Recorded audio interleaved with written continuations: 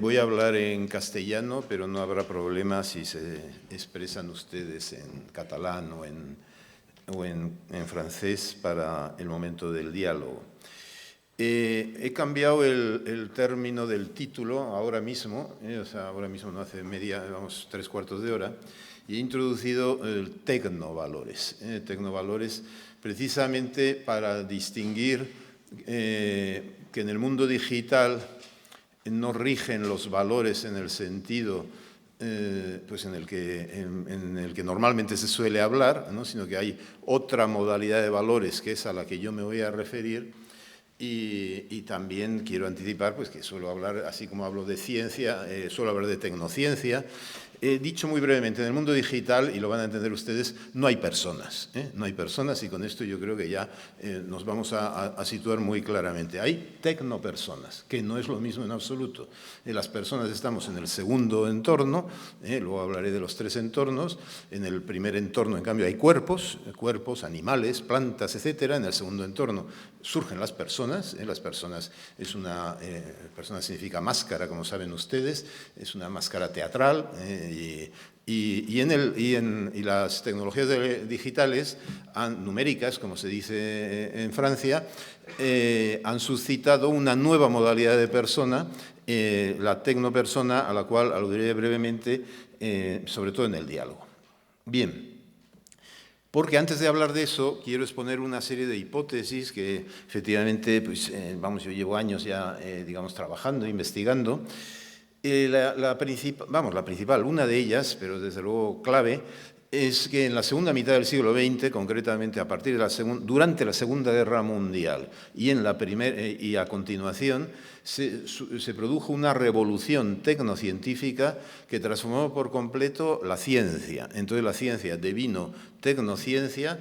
Y esto significó que la ciencia, que hasta entonces pues, la hacían pues, gente curiosa, digamos, personas amateurs, gente que le interesaba la naturaleza, le interesaban las matemáticas, le interesaba la química, se agrupaban en academias de ciencias, normalmente de nobles, etcétera, luego llegaron a las universidades, etcétera.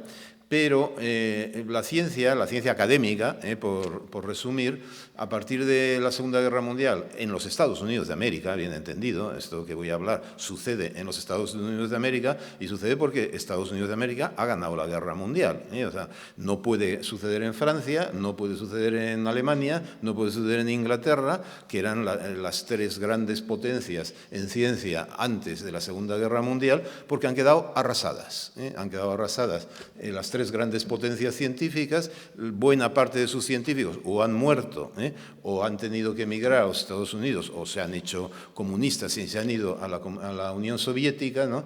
Pero entonces, digamos, ahí hay un enorme cambio en el ámbito de la ciencia y esto es cuando surge la Big Science en primer lugar y en segundo lugar la tecnociencia. Bien.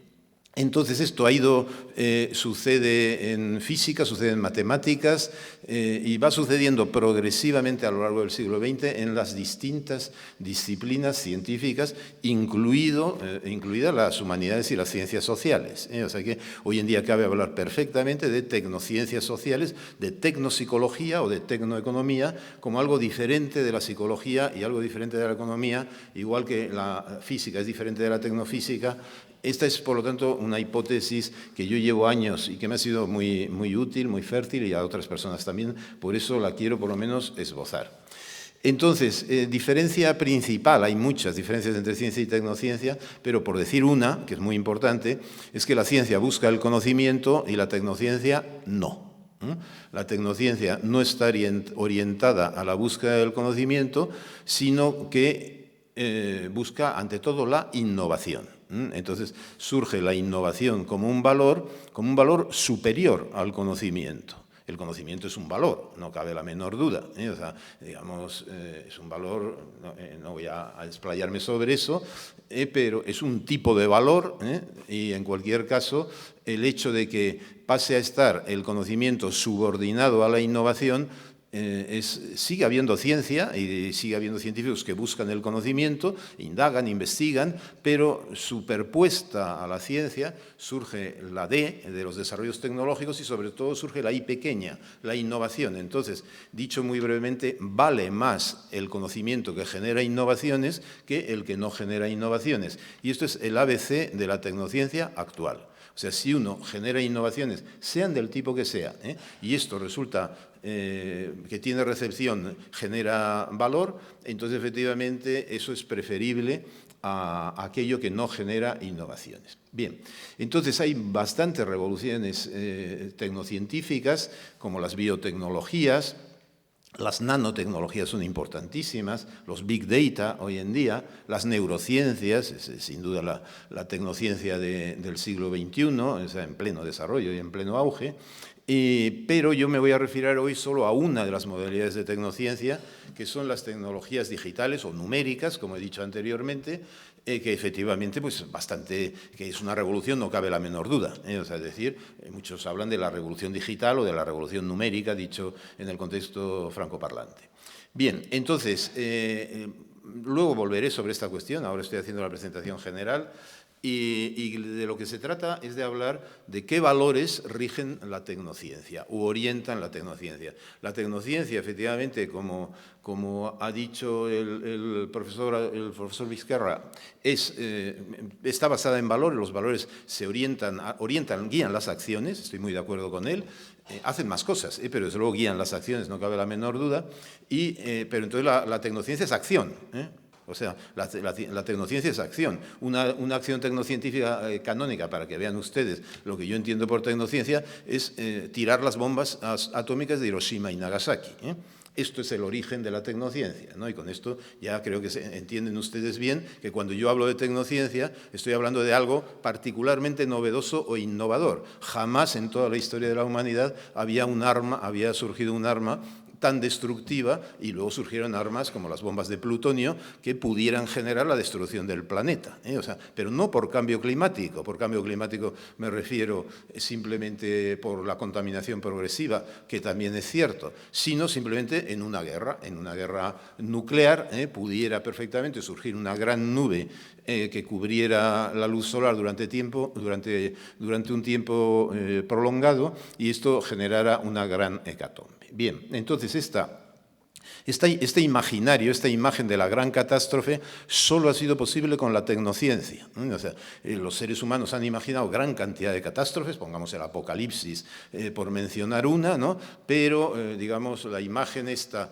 visualizada y que suscita emociones, la imagen de los dos hongos atómicos de Hiroshima y Nagasaki, yo creo que vale como primera ilustración de lo que yo hablo cuando me refiero a las tecnociencias. Bien, entonces, ¿qué valores guían las tecnociencias? Pues, hombre, bien entendido, si he puesto este ejemplo, los primeros son los valores militares. Los valores militares, que los hay.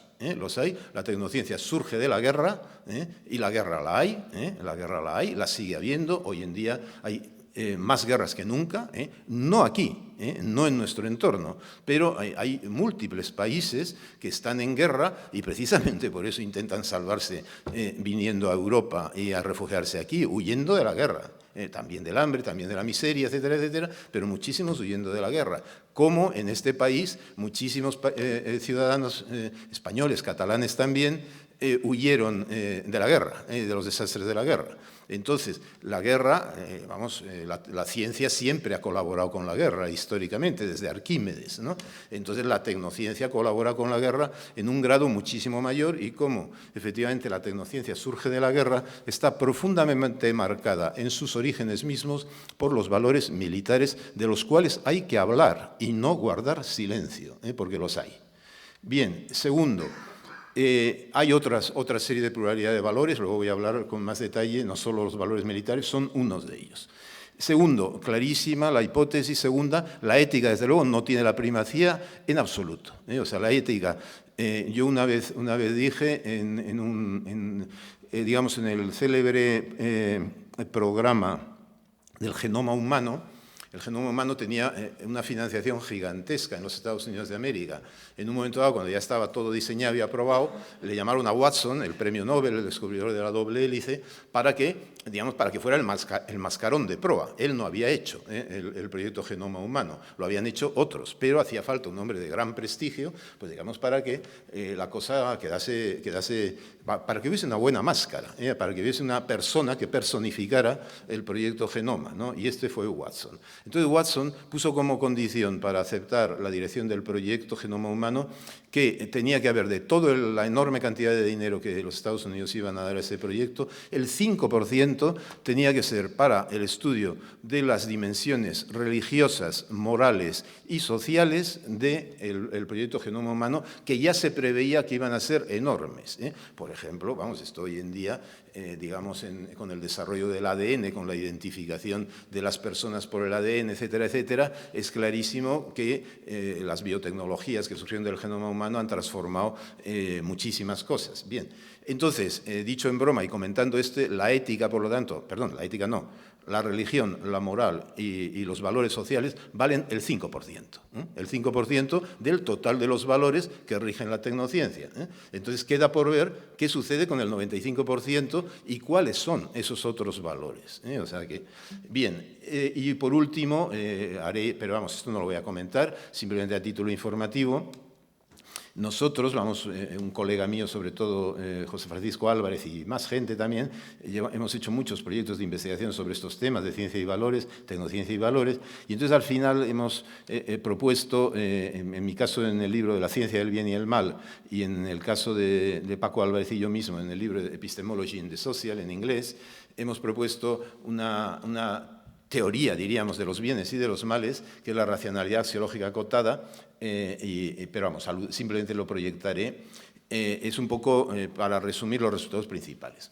Muy rápidamente, la ciencia y valores. Ciencia y valores, aún ahora, si se le pregunta a un científico, dirá que la ciencia es neutral. O sea, que la ciencia axiológicamente es neutral. ¿Por qué? Porque piensa que los valores son los valores religiosos, los valores morales, los valores estéticos y los valores políticos y, en su caso, los valores sociales, pero sobre todo los 4 primeros. Ahora, claro, ¿qué ocurre? Pues que a lo largo del siglo XX han surgido otros muchos tipos de valores y algunos ya existían desde antes, porque los valores militares, vamos, en la Ilíada mismo, la guerra de Troya, pues algo ha incidido en la historia de la civilización occidental y por lo tanto los valores militares es lo que se canta en la guerra de Troya y no se canta ningún valor moral en la guerra de Troya. El astuto Ulises, el del caballo de Troya, digamos, usa la mentira y el engaño para obtener la victoria y para aniquilar y destruir Troya. O sea, entonces, esto es la civilización occidental, los orígenes de la civilización occidental. Bien, luego efectivamente han ido surgiendo otros valores que han suavizado estos valores bélicos y militares, pero esos valores siguen existiendo hoy en día y es muy importante tenerlos en cuenta. Bien, en cualquier caso, que la ciencia era la ciencia value free, Wertfreiheit, como lo dice Max Weber. Esto es un dogma canónico del positivismo y en general aceptado por muchos científicos. Ahí ven ustedes un cierto recorrido de los autores principales de este dogma: Hume, Comte, Rickert, Max Weber, Wittgenstein, Bertrand Russell, Ayer, Moore, el Círculo de Viena, Quine, grandes autores, grandes filósofos, ¿no? O sea, que han defendido efectivamente que la ciencia es axiológicamente neutral.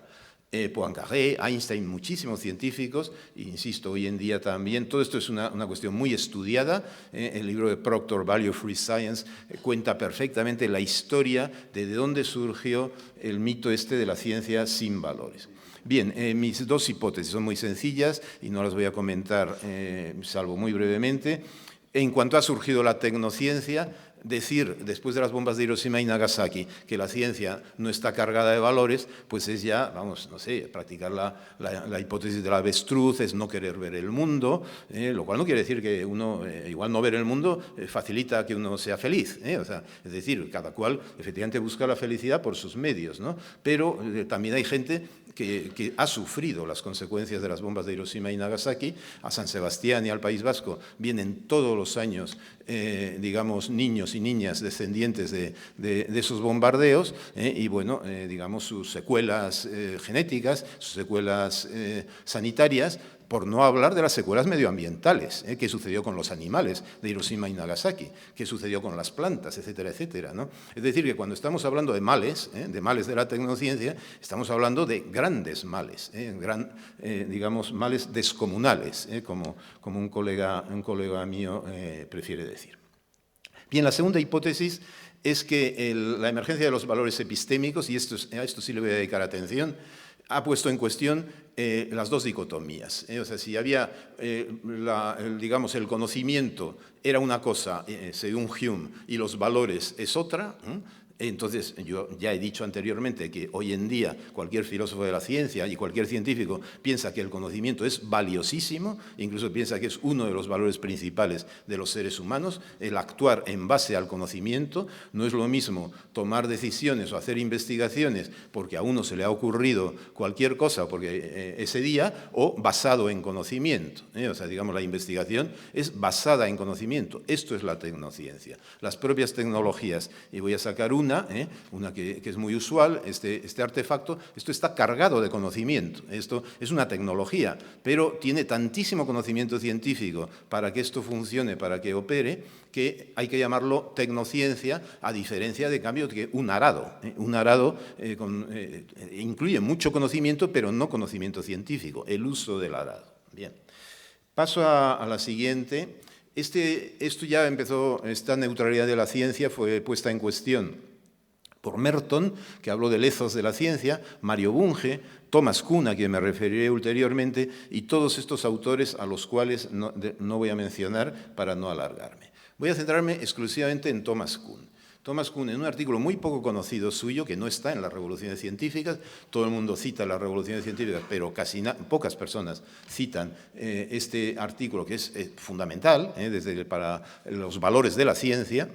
Entonces escribió estas frases. Él se preguntó, no se preguntó por una teoría científica verdadera. Lo interesante de este artículo, que es los valores de la ciencia, es que no habla de la verdad para nada. O sea, Kuhn no menciona la verdad al hablar de la ciencia, siendo así que tradicionalmente todos los filósofos y vamos, todos los que han reflexionado sobre la ciencia y muchos científicos piensan que la ciencia es la búsqueda de la verdad. Esto es Popper, o sea, por un ejemplo. Mientras que Kuhn ni menciona siquiera la cuestión de la verdad y, sin embargo, habla de la ciencia y a fondo, y menciona que hay otros valores en la ciencia que son estos que él pone: accuracy, consistency, broad scope en general, simplicity y, por último, fruitfulness. Fruitfulness, es decir, fecundidad. Me interesa mucho este quinto valor, porque la fecundidad, o sea, el que una en matemáticas, yo en mi formación inicial es de matemático, si una hipótesis, las matemáticas ya en Grecia tenían tres grandes problemas: el de la cuadratura del círculo, el de la duplicación del cubo y el problema ahora no vendrá.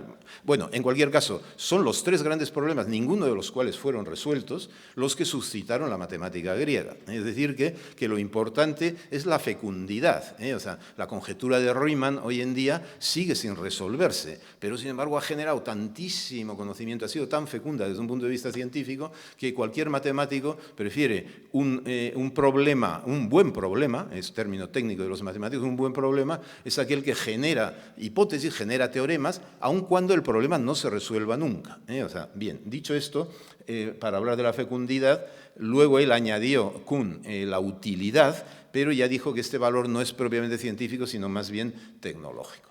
Bueno, dejo simplemente era para resumir, lean ustedes esta frase si quieren.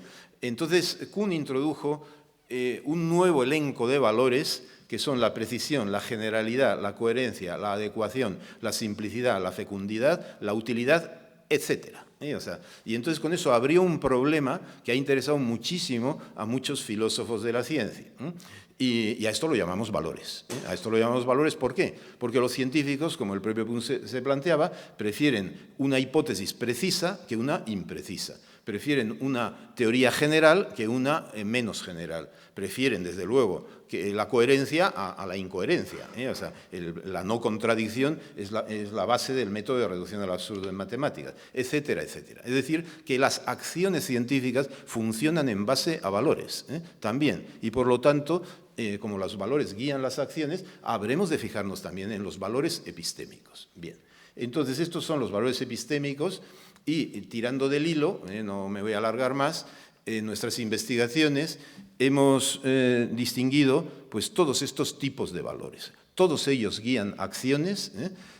Voy a poner ejemplos a continuación, pero pongo los últimos, los pongo los morales, los religiosos y los estéticos, no porque no sean importantes, sino para marcar el giro axiológico tremendo que ha habido en el siglo XX. Antiguamente, a principios del siglo XX, cuando se hablaba de valores, solo se hablaba de valores morales, religiosos y estéticos, prácticamente, a lo sumo de valores políticos. Pero, mientras que por el contrario, hoy en día, digamos, todo este elenco, voy a mencionar sobre todo, en particular, los valores ecológicos. Es una de las grandes novedades axiológicas del siglo XX, avanzado el siglo XX. La biodiversidad es un valor ecológico canónico. Es un valor ecológico canónico. Sin embargo, bueno, hay que interpretarlo. O sea, hay que reflexionar sobre la biodiversidad y no solo sobre la belleza. O sea, es decir, tan valor es la biodiversidad como la belleza. Y por lo tanto, desde el punto de vista de la filosofía, hacer una filosofía de los valores o reflexionar sobre los valores significa, requiere previamente ver ¿cuál es el campo? ¿Cuál es el elenco? ¿De qué estamos hablando cuando hablamos de valores? Entonces, ¿de qué estamos hablando? Yo no voy a entrar en qué son los valores. Podría entrar, pero eso ya sería una exposición muy técnica. Entonces les voy a decir de qué entidades o cosas hablamos cuando hablamos de valores. Valores básicos son los más conflictivos. El primer valor básico, y no estaba preparado yo esta transparencia, es el bienestar, o sea, pero como valor básico, es decir, valor físico, como se ha dicho anteriormente. Completamente de acuerdo. Pero hay otros valores básicos, como la propia vida. Si la vida no es un valor, entonces, digamos, y si la muerte no es un disvalor, el bienestar, está muy bien hablar del bienestar, pero habrá que hablar del malestar también, porque no hay bienestar sin malestar, ni hay vida sin muerte, salvo en el reino de los cielos. Pero eso ya es un elenco de valores en donde ya entraré también a continuación, pero que en cualquier caso, una de las conclusiones de los filósofos de los valores de los años 10, 20 del siglo pasado fue que todo valor, sin excepción, tiene su disvalor correspondiente y, por lo tanto, hablar de valores implica hablar de disvalores también.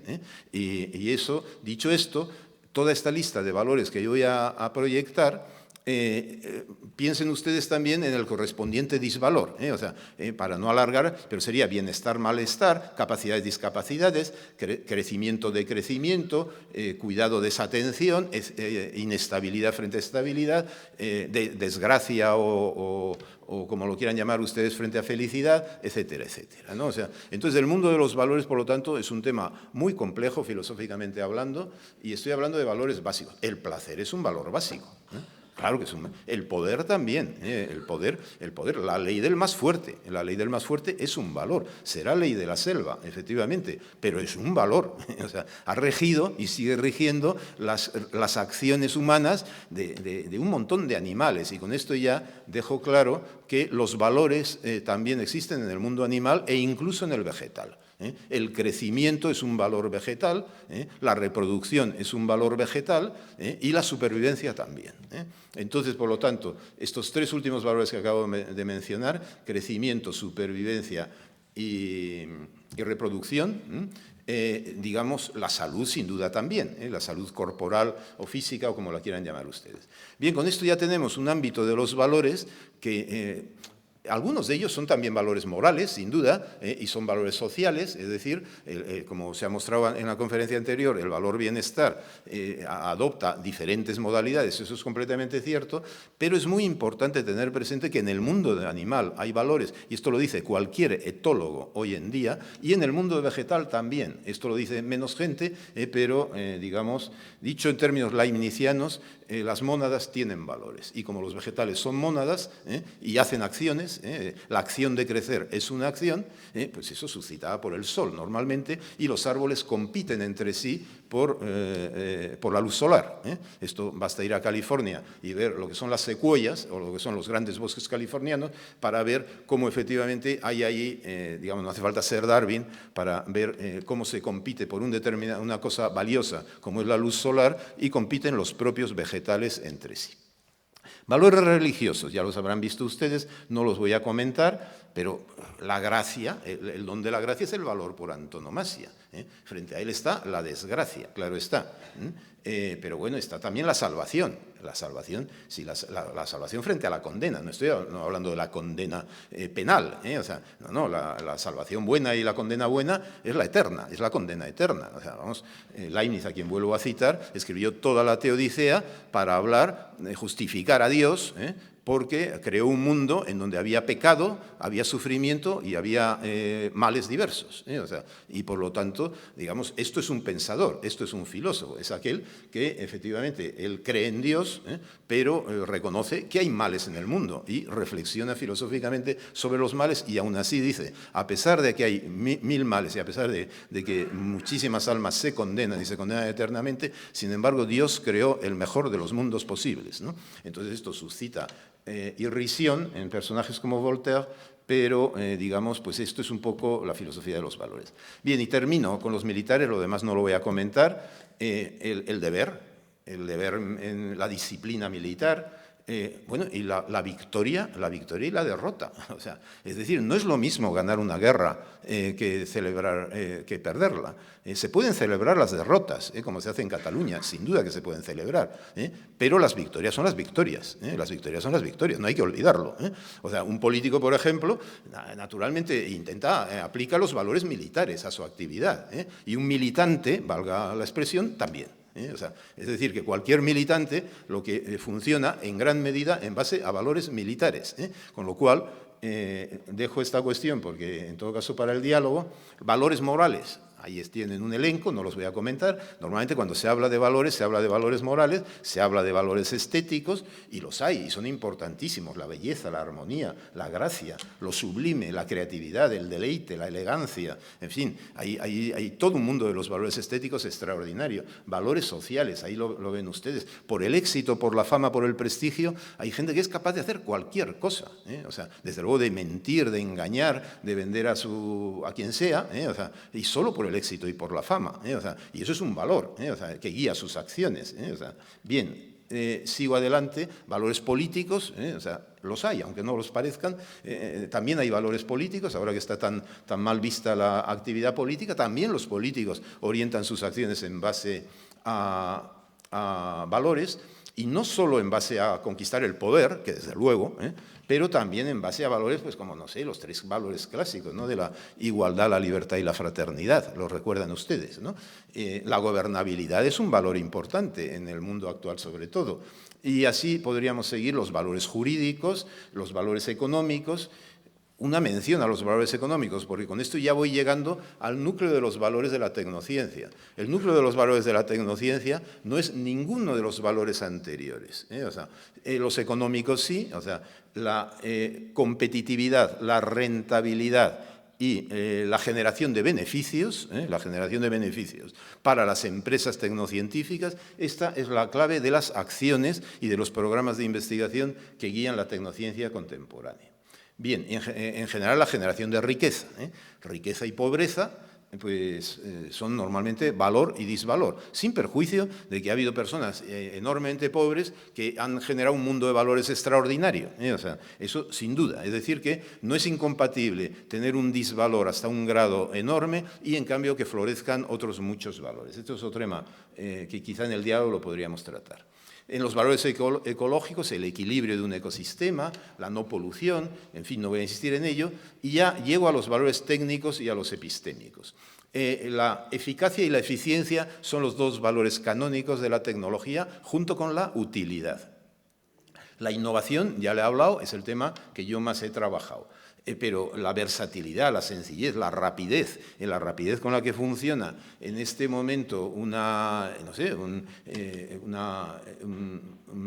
en un videojuego party, por ejemplo, eso es vital para muchos chicos y para muchas chicas también, ¿no? Entonces, los valores han cambiado, y estos valores técnicos, junto con los valores económicos, en el mundo digital tienen un peso cada vez mayor, pero también están siempre los valores epistémicos. Si en un momento dado un programa informático está mal hecho, entonces esto es refutado, es cambiado y el fiasco es total y el fracaso es total y la empresa esa quiebra. Es decir que las tecnologías digitales o numéricas están basadas en conocimiento científico muy elaborado, que ha sido muy trabajoso de lograr, y este es el mundo de los valores tal y como yo lo veo y como se lo quería describir. Dejo la racionalidad axiológica acotada porque ya solo me quedan 7 minutos y sí les voy a proyectar de todos modos las 2 reglas básicas de la racionalidad axiológica acotada, porque con eso se hacen ustedes a la idea perfectamente. No son imperativos, ya ven ustedes que esto aquí no se dice haz las cosas de tal manera que luego ocurra esto y lo otro y que lo tuyo sea universal.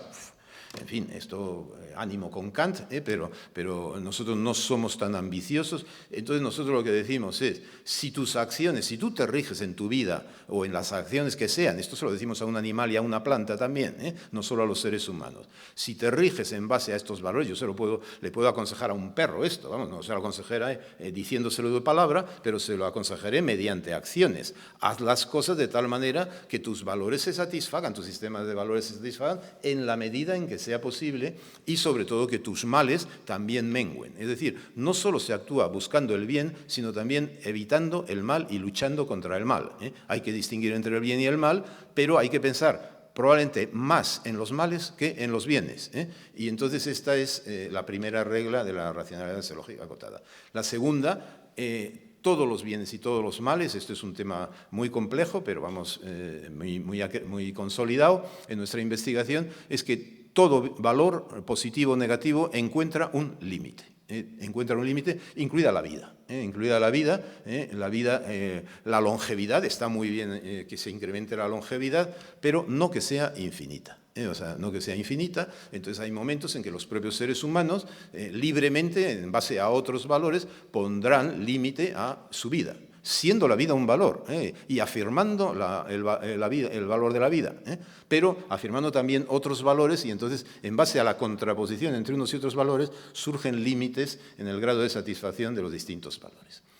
Bien, entonces las tecnociencias, no las voy a desarrollar esto, me llevaría mucho. Paso ya por último a los mundos digitales. En 5 minutos lo puedo exponer brevemente, porque es fácil de exponer, la idea es muy sencilla. Ya les puse anteriormente. En el primer entorno es la naturaleza, la biosfera, y entonces ahí lo que hay son animales, plantas, piedras, etcétera, etcétera. Vale. En el segundo entorno ya implica casas, implica construcciones, implica polis. Implica la emergencia de la ciudad.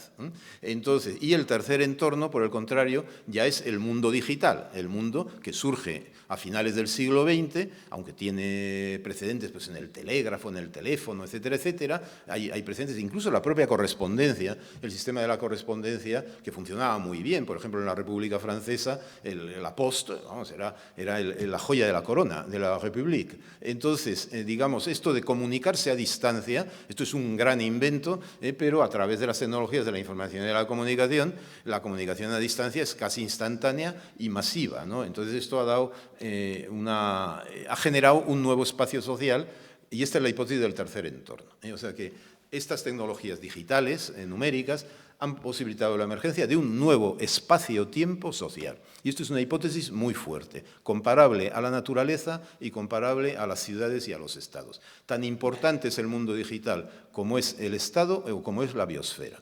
Entonces, esta es la fuerza, y por eso hablo de 3 entornos, la physis, la polis y el mundo digital. Bien, y entonces, como ya he dicho anteriormente, en este tercer entorno hay tecnomundos, que no es lo mismo que mundos de vida.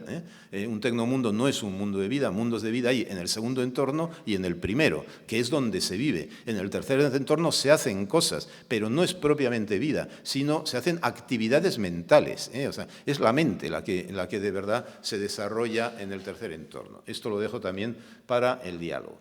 Bien, entonces ahí surge una nueva modalidad, las tecnopersonas, que no es lo mismo que los cyborgs. Segunda hipótesis, este tercer entorno ya está conquistado, o sea, ya está, no es que vaya a surgir, no, esto ha sucedido ya, todo esto yo lo publiqué en 1999 y se lo estoy contando tal y como aparece en el 99, y no ha cambiado, o sea, esas hipótesis siguen siendo perfectamente válidas. Han cambiado las tecnologías, han cambiado 100 cosas, han cambiado también los valores, pero la estructura del espacio-tiempo social, digital o numérico, básicamente es la misma. Pues bien, este nuevo espacio social ha sido colonizado. Subrayo el término colonizado porque es colonizado en el sentido fuerte del término, ¿no? Que como ese espacio existe en nuestras mentes, eso significa que colonizan nuestras mentes. Esta es la clave, o sea, de las tecnopersonas. O sea, digamos, cuando colonizan a través de todos estos artefactos que todos manejamos, colonizan a las personas, en realidad el objetivo es generar tecnopersonas y convertir las personas en tecnopersonas. El ejemplo típico es el acepto o no acepto. Cada vez que uno abre, no sé, una aplicación o actualiza simplemente una aplicación, o con los cookies míticos, tiene que decir acepto o no acepto. En el momento en que uno, digamos, hace un contrato con una de las 5 grandes empresas de los señores del aire, que son, pues como se pueden imaginar ustedes, son Apple, Google, Facebook, Twitter y Amazon, hay muchas más hoy en día, pero estas no existían en el 99. Entonces yo hablaba de Microsoft, de Apple, de Visa, de American Express, Nintendo, PlayStation. Estas siguen existiendo, pero el cambio de la relación de fuerzas lo ha habido. Y en concreto la emergencia de Amazon, Google, que en el 96 ya existía, pero ni mucho menos tenía el poderío enorme. Google es probablemente el mayor poder que hay en este momento en el tercer entorno. Pues bien, esto, digamos, ¿en qué consiste esto? En que nosotros somos súbditos de estos señores. ¿Por qué? Porque damos sin leer siquiera, o sea, aquí no se pide, vamos, ni leyes, ni constitución, ni nada de nada, ¿no? Acepto y Santas Pascuas. ¿Por qué? Porque si no acepto, me quedo sin poder hacer todo lo que quiero hacer con el Facebook, con el Twitter y con todos los demás inventos, ¿no? Entonces, ahora, alguna vez, yo siempre lo digo, una vez en la vida hay que leerse la letra pequeña. Con una vez en la vida ya vale, es una experiencia memorable, es así que suscita emociones, suscita indignación. Esta es la emoción principal que suscita si uno se lee lo que está firmando cuando dice acepto. Está firmando un contrato en donde renuncia a sus derechos jurídicos, deja de ser de ciudadano del país en donde está y pasa a depender directamente de la legislación y del juez de paz del condado de California de turno, ¿no? O sea que, entonces, y esto, como lo hace uno voluntariamente, uno deja de ser persona y se convierte en un súbdito en ese mismo momento. Bien, entonces estos son... bueno, y otra cuestión muy importante que no me da tiempo de tratar son las tecnolenguas. Es decir, no solo estamos hablando de información y comunicación, sino que la gran base de esta enorme revolución es los números, efectivamente, lo numérico, los dígitos en concreto, lo digital. O sea, es decir, dicho en términos leibnizianos, el 0 y el 1, que es lo que inventó Leibniz. Lo que inventó Leibniz es el 0 y el 1, el lenguaje binario lo llamaba él, y él está su célebre medallón en donde dice que Dios con el 0 y el 1 hizo todo el mundo, combinando el 0 y los unos. Bueno, entonces se trataba de irse aproximando a este modo de pensar, etcétera, etcétera, y esto es hoy en día lo que se llaman las tecnolenguas. ¿Qué sucede con las tecnolenguas? Sucede algo muy importante. Son, por supuesto, los sistemas de programación, de reconocimiento de voz, de tratamiento de textos, de traducción automática, etcétera, etcétera, etcétera, o de interconexión entre códigos. ¿Qué sucede? Que este lenguaje informático o digital o numérico ha devorado todas, sin excepción, las lenguas habladas, todas, y las escritas también. Es decir que en este momento hay una tecnolengua global que nadie habla, porque no, salvo los ordenadores, bien entendido, y los aparatos, ¿no? Pero en la cual están englobadas e integradas todas las lenguas humanas, ¿no? Entonces esta es mi descripción del tercer entorno desde el punto de vista lingüístico. Bien, el gran ejemplo es la nube, y yo no suelo proyectar nunca imágenes en mis conferencias, pero voy a proyectar uno, porque como se habla tanto de la nube, yo ahora los llamo a los señores de la nube, claro, o sea, lo que eran en el 99 los señores del aire. Bueno, pues la metáfora que tiene éxito es peor metáfora, la de la nube, por supuesto. La nube puede dar lugar a chaparrones, a tormentas, y ya vendrán las tormentas de la nube. O sea, cuando la nube de Google caiga sobre nuestras cabezas, ya verán ustedes, o sea, preferiremos cualquier vendaval tropical que esa nube. Bien, dejando esto, les voy a proyectar una única imagen. Esto es la nube, de nube nada, nada de nada, y ahí están las tecnopersonas. No nosotros somos tecnopersonas, pero todos nuestros datos, nuestros correos, nuestras imágenes están troceaditos y distribuidos en este tipo de habitáculo que es la nube propiamente. Para quienes tengan más sensibilidad ecológica, les diré que el coste medioambiental y ecológico de cualquiera de estas nubes es muy superior a la de cualquier fábrica de producción industrial. O sea, digamos, y creciendo. En Finlandia, como estas nubes tienen que estar instaladas en países nórdicos, creo que en Finlandia, en Suecia y en Noruega ya la electricidad no da abasto para mantener las nubes informáticas que luego quedan tan bonitas. Me voy a subir esto a la nube. Hombre, un poquito de responsabilidad medioambiental con respecto al planeta, o sea, al planeta, ¿no? O sea, menos nube, por lo tanto, y más sensatez. Bien, democracia en la nube, ninguna. Esto yo creo que ya ha quedado suficientemente claro con las breves alusiones que hice a Facebook.